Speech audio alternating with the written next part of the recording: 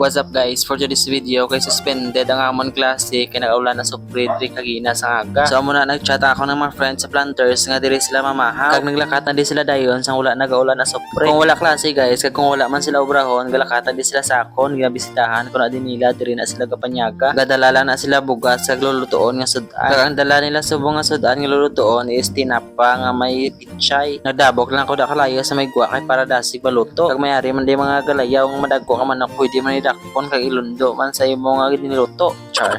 Sa naluto na sinabawan nga tinapa kag pichay ginhaon ko na da kag gintakag naman niyang kalaha kay may dalapan sila nga uga. So amo ni subong amon sudan pamahaw pinirito nga uga kag pichay nga may tinapa nga sinabawan. Sa natapos na prito ang uga gin-arrange ko na di ang lamisa kag ang bangko. Kag ginbutang na namon di ang kanon kag sudan kag ang mga pinggan. Kag timing gid ang pag-abot nila sa mga upod namon nga naulihi manugkaon gid. Tanda man sila mag timing.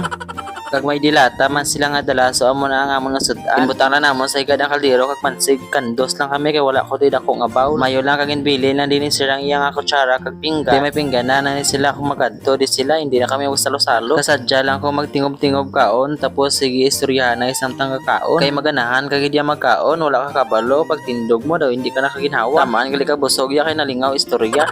So amo na ubos gid ang kanon kag sudan kag diri lang sa atong video guys. Bye.